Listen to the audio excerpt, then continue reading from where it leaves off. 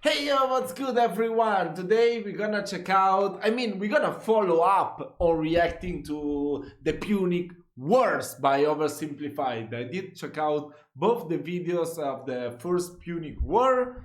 Lately I've been reading a book about the history of ancient Rome and it left me hanging, because I already arrived to about the end of the book, to the emperor stuff, but it was too brief. It didn't really went too much into detail with Hannibal. So I'm glad there are these videos. I really like ancient history. I like any history actually. Yeah, history is one of my favorite subjects to read books on or to just watch documentaries or whatever. So yeah, without any further ado, let's just check out this first part. Possible by NordVPN. We got a map here, you see that? Click the link below and get an exclusive deal with 4 extra months. Also, check out the merch store for some new character pins, the last remaining bucket plushies, and even a calendar. And I'm not done yet. We've partnered with U2s to bring you an exclusive oversimplified Roman consul figure. Get it while you can at oversimplified.u2s.com. But it's limited edition, so once it's gone. So go and buy it now. Hey, I don't like to buy it now. What are you still doing here? I said go and buy it now! Okay. Sicca, Carthage. All right, our beloved mercenaries. Let's hear it.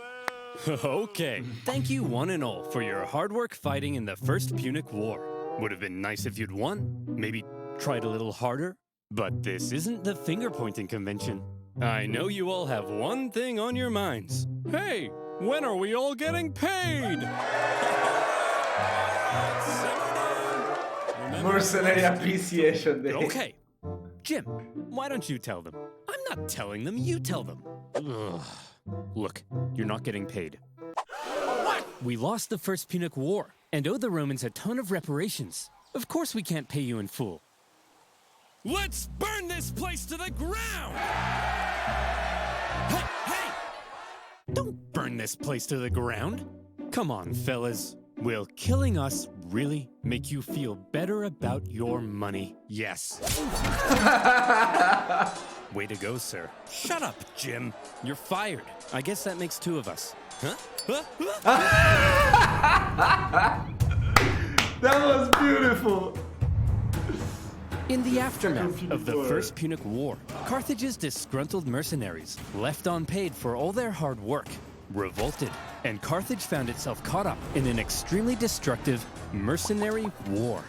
The panicked Carthaginians hired more mercenaries to fight the mercenaries they couldn't afford to pay, and Carthage came dangerously close to collapse. All the while, across the water, there was Rome. Ha! Look at those morons. We just kicked their ass in the first Punic War, and now their own mercenaries are revolting. Haha. Yeah. Wait, first Punic War? You mean there's gonna be a second one? Well, we're definitely taking advantage of this situation.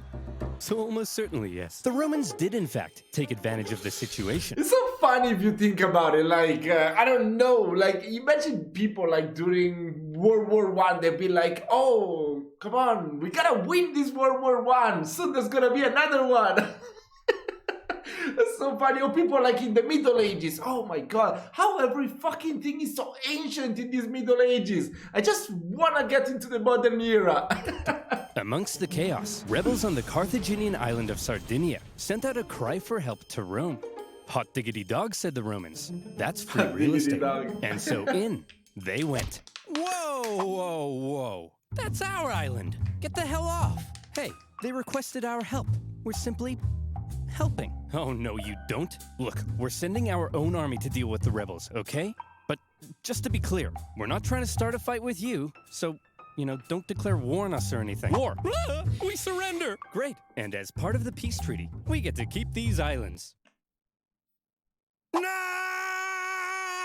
The Carthaginians were hopping mad. As if their humiliating loss in the First Punic War wasn't bad enough, the Romans now took advantage of their mercenary problem and stole their islands. This shocking land grab was pretty hard to justify, even by Roman standards. Additionally, the Romans now demanded Carthage pay them even more money on top of what was already owed. If Rome was trying to make Carthage as mad as possible, they were doing a fantastic job. The seeds of a second Punic War were being sown, and they were being watered with Carthaginian tears. Resentment in Carthage only continued to grow. Eventually, Carthage solved their mercenary problem thanks to Carthaginian military genius and hero of the First Punic War, Hamilcar Barca. He sorted those non-mercenaries out with some good old-fashioned atrocities, and the destructive mercenary war was over. Still, all was not well in Carthage. Mere decades ago, they were the top dogs in the Western Mediterranean. Now, after the crushing defeat in the First Punic War and a huge bill to pay the Romans, Carthage was well and truly under Rome's thumb. What on earth were they supposed to do? If they wanted any chance at regaining their former strength, there was one thing they needed now, more than anything: money. But as long as they owed Rome $1 bazillion, there was nothing they could do. Fortunately for them, amongst their ranks, there was one big hunk of a man with one big clump of a brain. Me, Hamilcar Barca! Yes! Wait, why do you all have the exact same voice? I have it too! That's right. Hero of the First Punic War, greatest general alive, and the poster above my bed. Hamilcar Barca had an idea. All right, we need money? Well, I've got one word for you: Spain. An area filled with lucrative silver mines, from which the silver would flow like a river. I remember and our this pockets part, yeah. would be stuffed, like Tony's mother at a buffet. Hey! So here's my proposal. What the hell? You send me with an army to Spain. I'll expand our territory, get those silver mines up and running, and we'll be able to pay the Romans back in no time. Okay. But just to check, you're not secretly raising the money to go on a bloodthirsty revenge spree against Rome, are you? Because we can't afford that.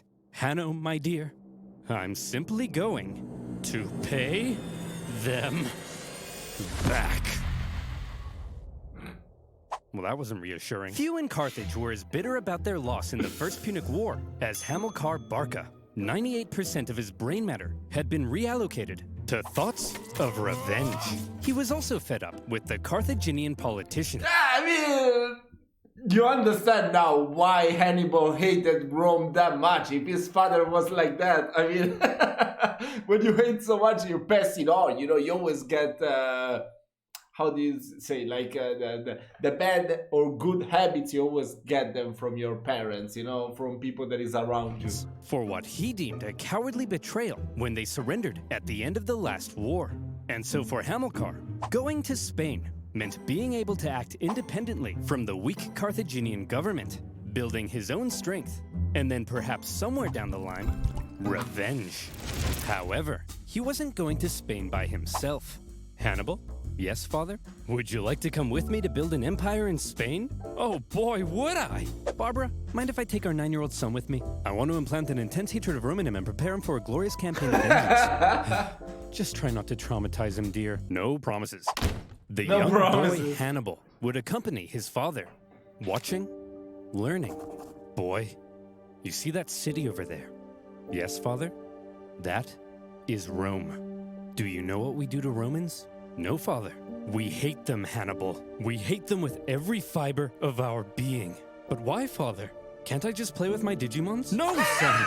They took everything from us. Our land, our wealth, our pride. Those animals. I'll tear them limb from limb. I'll burn their pathetic city to the ground. Actually, there was one thing that I never understood. I mean, I never understood that Hannibal actually arrived so close to Rome, but he never actually attacked the city. Why is that? So weird, right? I'm sorry, son. I've just never been so proud. I'll slaughter their people. I'll cut off their faces and wear them as masks. I love you, son. After taking Hannibal to the Temple of Baal and having him swear an oath never to... Temple of what? After taking Hannibal to the Temple of Baal and having him swear an oath never to be a friend of Rome, I don't know the Dad and divinities son of went for their lovely beach holiday in Carthage. Spain. But Spain was already inhabited by many tribespeople, and when Hamilcar suddenly showed up in their territory, they were like, "Hey, who the hell are you? What are you doing here?" I'm teaching my son how to become a warrior like me. Aw, well that's sweet. Well then, little guy, let's see what you got. As Hamilcar got to work fighting the tribes of Iberia and expanding Carthaginian influence, Hannibal became a child of war, even earning battle scars from a young age. And he grew to become a great military leader himself, making his father very proud. I love you so much, son. Dad, not in front of the enemy. Not in front of the enemy! You killed that guy so well, son. The bark is successfully consolidated Carthaginian power. That's crazy. That is like the spitting image of a teenager going to school with her mom. Her mom saying, I love you. Oh my God, mom, no. I love you. No, not in front of the enemy. That is so good, this channel. Oh my God, I love this channel so much. Got those silver mines up and running, and we're sending buckets of cash back to a money-starved Carthage. And symbolizing Carthage's regrowing strength, a beautiful new city would eventually be founded in Spain. New Carthage with a... Cartagena, no? It's still there right now. I think that city, no? A magnificent palace at its center. Carthage is back, baby! What in the name of Apollo is going on here? Ah, Romans! Flowing silver mines? Dancing elephants? What are you up to, Hamilcar? I'm simply gathering the money to pay you back. Oh, okay then. Or are you rebuilding strength to go on a bloodthirsty revenge spree? Hey, that's crazy. I mean, Carthage was just destroyed, you know, everything. But the only thing that's left of Carthage is like that city in Spain, New Carthage, that is Cartagena. Ah, that is amazing. That is amazing. I mean, I don't actually know much about Carthage. Maybe we should react to more videos about this civilization that unfortunately the Romans they just like made disappear from history. But yeah, I want to know more. I want to know more about ancient civilizations, definitely. Like I said, Claudius, I'm simply trying to pay you back. Aw, you guys are hugging. No, we're not. I was hugging. Hamilcar had practically carved out a kingdom for himself in Spain, free from the meddling Carthaginian politicians. His power was becoming immense. But Dad, yes, my son? I'm confused. Are we really simply paying the Romans back? We're not gonna go on a bloodthirsty revenge spree? Of course we are. I'm just saying that to get the Romans off our backs. Listen, here's the most important life lesson I have for you. Vengeance is everything. An all-encompassing thirst for vengeance is great for your mental health. Are you still confused? No, I get it now. But what if the Romans find out what we're up to? They won't find out. Why? Well, Hannibal, because I use NordVPN. I'm confused again. Do you like your computer being hacked, all your passwords being stolen, and used to create a fake virtual you who drains your mom's bank account? Me neither. And that's why I use NordVPN. These days, hackers are only getting smarter, while you're only getting dumber. Whether it's convincing phishing attacks, fake Wi-Fi networks, or clicking your aunt's Facebook post that opens the door to a hacker party on your device, you need to protect yourself from online threats with NordVPN. NordVPN allows you to connect to secure servers that encrypt your data and keeps you safe by blocking malicious websites with their threat protection feature. With NordVPN, you can also connect to other territories and take advantage of better deals or content not available in your country. And if you don't like it, it comes with a 30-day money-back guarantee. So go to nordvpn.com/oversimplified to get an exclusive deal with a huge discount and 4 extra months. That's nordvpn.com/oversimplified. And as always, you'll be supporting my channel. So thank you. Now, where were we? That was beautiful. Oh, yeah. Carthaginian tears, a child of war. And the Carthaginian transition growing up while killing people. The Carthaginian recovery had been staggeringly quick, and Rome was seriously alarmed. But they were also preoccupied with ongoing wars elsewhere, including an expansionist war to the north, where they were enslaving thousands of northern Celts. So for now, to keep Carthage in check, the Romans insisted on a new treaty. See this river? The two sides agreed that everything above it was in Rome's sphere of influence, while beneath it was Carthage. Under no circumstances were the Carthaginians to expand north of that river. But for now, Hamilcar and son were living it up. Well, son, here's to many more years of successful campaigning in Spain. Now, if you'll excuse me, I just have to go fight those guys. See you later, son. I love you. What the? Oh, crap. I drowned? Oh, well. Always remember, son. You are vengeance. Also, delete my browsing history. Hamilcar Barca was tragically ambushed at a river and drowned. His son-in-law, and possibly also his lover, no further questions, took charge for a while. But he too was later assassinated, leaving finally a 26-year-old Hannibal in charge of the Carthaginian armies in Spain. Sources say the men readily accepted him as their leader. He chose to suffer the same hardships as his men. He lived in the same conditions, was often the first into battle and the last one out. And it also helped that he looked a lot like his dad. He had the total respect of his men. If he said jump, they said how high.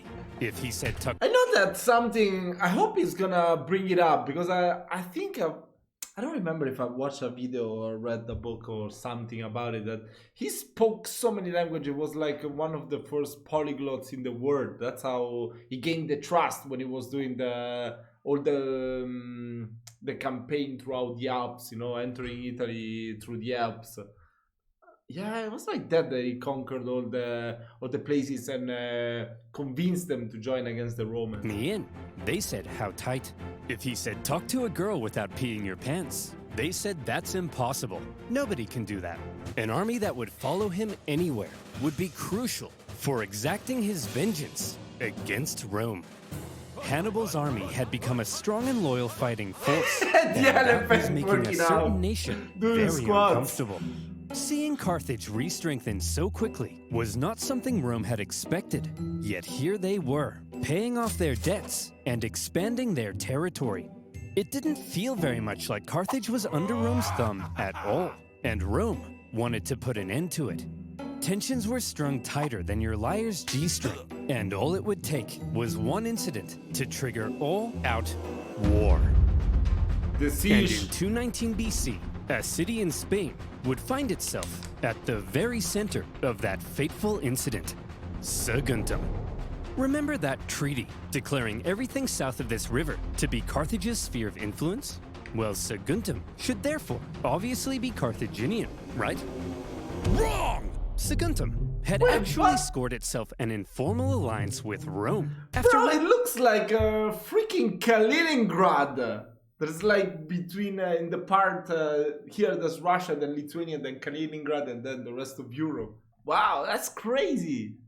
Kind of looks like an enclave. Yeah, it's enclaved like Kaliningrad. That's crazy. Rome had helped it with an internal dispute.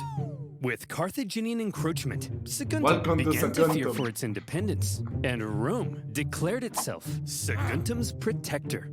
But this clearly went against the Ebro River Treaty. So what on earth was Rome doing? Were the Saguntines and the Romans truly just BFFs? It's possible. Or was Rome deliberately trying to interfere with Hannibal's Spanish expansion and maintain a staging post for a future war with Carthage? More likely. And Hannibal certainly viewed this Rome-Saguntum alliance as an outrage. Yet another example of Roman arrogance.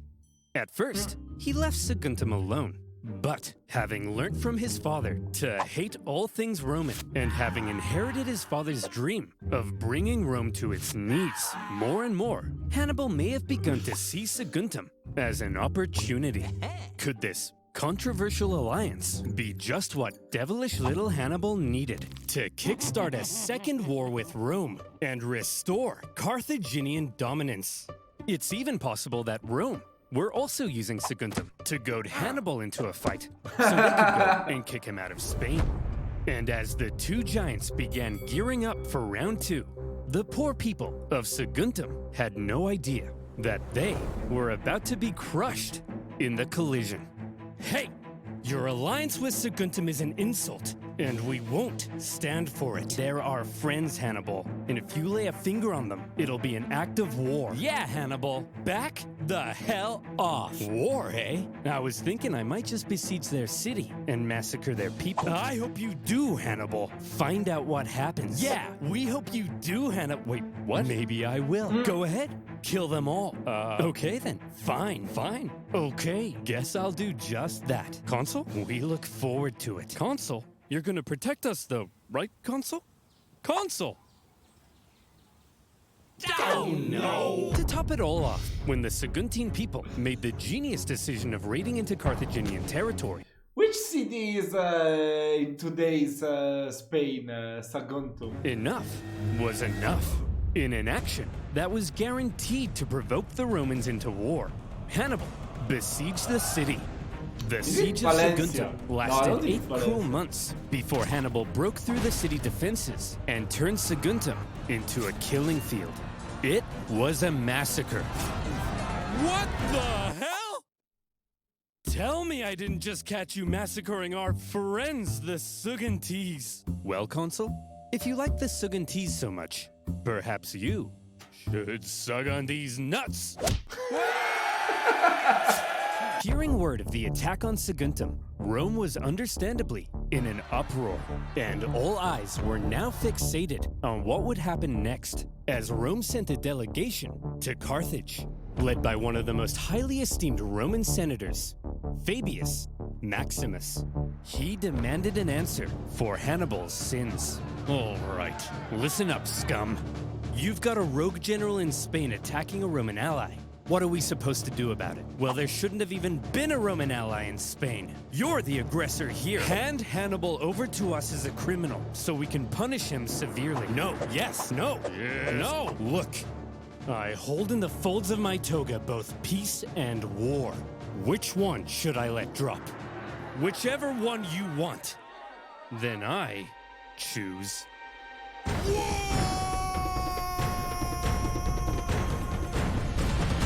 The Second Punic War had begun. Pack it up, boys. We've got them. We already destroyed these clowns once, and we were the underdogs. Now, we're the overdogs? Hot dogs. Exactly. This is gonna be easy. Here's the plan. Consul Longus, you take your army and sail straight for Carthage. Burn that city to the ground. And Consul Scipio, you just head on over to Iberia and make sure this Hannibal guy doesn't do anything crazy. I mean, what's he gonna do? Cross the Alps?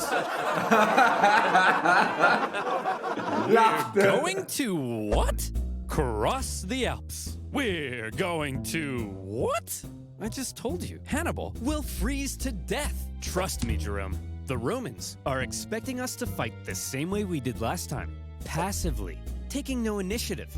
They think it's gonna be easy. So this time, we have to be aggressive. We have to go on the attack. It sickens me to say this, but this time, we have to be a little more Roman. You mean we're gonna take poops and baths together? But I'm insecure about my hairy legs. No, I'm saying this time, we're gonna take the fight to them. Think about it. Rome thinks they're simply going to invade us and win the war. So when they suddenly find themselves being invaded from the north, they'll freak out. Like Tony's mother, when the buffet runs out of shrimp. Hey! I gotta admit, it's actually kind of genius. And my hairy legs will insulate me from the cold. That's the spirit. Hannibal, you have my sword, and my spear, and my legs. Oh my god. Hannibal's plan, a daring alpine trek to surprise the Romans, was a bold but risky strategy. If it paid off, he could catch the Romans with their pants down. But he could also end up losing a ton of men and supplies in the hostile mountain conditions. Nevertheless, in 218 BC, with a fire in his eyes and some vengeance in his belly, Hannibal brought his force of almost 100,000 men across the Ebro River.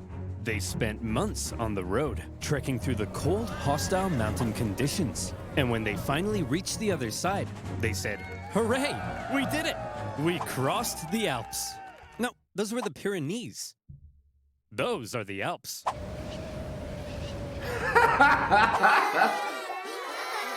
After crossing the Pyrenees, the army then had to pass through southern Gaul, a vast territory filled with tribespeople, many of whom were hostile to Hannibal's presence. His journey to the Alps was an ordeal in itself, as he was forced to fight his way through and incurred pretty hefty losses before even reaching the mountains. His plan was almost stopped in its tracks entirely, as the Roman consul Scipio, on his way to Iberia, discovered Hannibal was right on his doorstep. Suddenly, Hannibal's journey became a race, as he rushed to get his massive army across the vast Rhone River before the Romans could intercept him. The crossing was chaotic, with the panicking elephants causing several men to drown. And the first combat of the war occurred when small scouting parties from each side encountered one another. When Scipio finally caught up to Hannibal's position, what he found was an empty Carthaginian camp. Hannibal had slipped through his fingers. The Roman consul Scipio felt the weight of the situation. Quite unbelievably, Hannibal was going to cross the Alps into Italy, and the Romans had no idea where he would emerge. For the first time, a Carthaginian force had the Roman homeland under threat. Scipio sent his men onto Iberia as planned, but he himself rushed home to raise a new army so that if Hannibal survived the crossing, Scipio would be there, waiting. Would you look at that, boys? We're here, the Alps. Although it is a little later than I expected. Yeah, it's kind of chilly. We'll set up. What was that? Although it is a little later than I. Why is there John Cena with the Mao Zedong's hair? Expected. Yeah, it's kind of chilly. We'll set up camp here and wait for spring, right? It's way too cold, right? Hannibal? Hannibal's famous crossing of the Alps was brutal.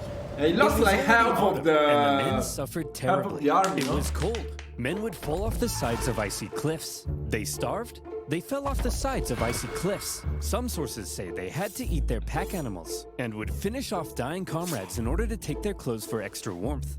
And then they would fall off the sides of icy cliffs. Imagine an army of 50,000 men with all of their horses, supplies, and 37 elephants trying to navigate the most hostile mountain range in Europe. And it wasn't just nature that they were up against. Tribespeople lived in the mountains, and they couldn't believe what they were seeing. A tribe approached Hannibal and said, "Hey man, geez, that's some nice armor. What is that, gold? Man, I'd really like that armor. Hey boss, they've got food as well. Shut up, be cool. Hey, why don't you let us guide you through this narrow gorge? We're not gonna kill you or nothing. Just walk right on through there. We're not gonna kill you. It's just right this way. We're not gonna kill you." Hannibal's army were forced to fight their way through the gorge as massive boulders rained down on them from above. Some clever reorganization of his line helped them survive, and they were able to fend off the opportunistic tribes. But losses from the constant attacks were heavy. As the journey continued, men who went over the sides would get stuck on the ice sheets below and had to make a grisly choice between starving to death or just getting it over with. When the deeply demoralized army reached the summit and rested for a couple days, Hannibal tried to lift their spirits with a rousing speech. "Look, men, down there, it's Rome. These plains stretching out in front of you are bountiful with food to eat and Romans to kill. Move, Bessie! Look, you have just climbed the walls of Rome. The hard part is over. From here on out, it's all downhill. And nobody else it was even worse, right? Except for them. The rest of us here, no one dies. Starting now." Okay, let's go. Oh, for goodness sake! As it turned out, the descent was as deadly as the way up, with the cold really starting to set in. The path became even more narrow, and at one point, the men spent 3 days in the freezing cold, repairing a collapsed road. When they finally reached the bottom, Hannibal said, "Look, guys, we did it." Well, I thought it went really well. When Hannibal left Spain, he had about 100,000 men. By the time he reached the Italian plains, his numbers had dwindled to about 26,000. Wow, He was that's now crazy. caught in enemy territory, without a supply line or source of reinforcements. And any elephants who had survived to this point were almost certainly traumatized. So what on earth was Hannibal up to? This supposed military genius had just led a starving and weakened army right into enemy territory. Any modern general who lost half their men to mountains would be immediately fired and possibly even depantsed on live TV. Here's the thing. While Hannibal may not have planned on losing quite so many men, he had almost certainly expected considerable losses, and he always had a plan for how to replace them. Need men? Northern Italy was full of men. Big, burly Celtic men. All the men Hannibal would ever need to beat off Rome. These Celts were filled with resentment, having only recently been conquered by Rome. Hannibal hoped to be seen as a liberator, convince the Celts to cut ties with Rome, and instead join him in crushing Rome. That way, he could gain a source of reinforcements and supplies right in Rome's backyard. But sir, in order to win the loyalty of the Celts, we would need to make a seriously favorable impression on them. How do we get them to like us? Kill them. One of Hannibal's first actions in Italy was to obliterate a nearby tribe who wouldn't join him. This sent a clear message to all the other tribes. It was his wrath they should fear, not Rome's. The realization that a Carthaginian army had just invaded them must have been shocking for the Romans. But when they looked at this ragtag group broken by the Alps, they couldn't have felt very intimidated. However, Hannibal was now in Italy, and he was about to embark on one of the most astonishing military campaigns in all of human history. The Romans may not have known it yet, but there was now a monster loose in their territory, and he was vying for Roman blood. Wow, that was beautiful. I really loved it. Guys, we're gonna make the second part reaction about next week. I'm not sure yet which day, but hope you enjoyed my reaction. Please leave a like if you did so. And yeah, just stay tuned and you will get the notification when I will upload the second part. See you soon.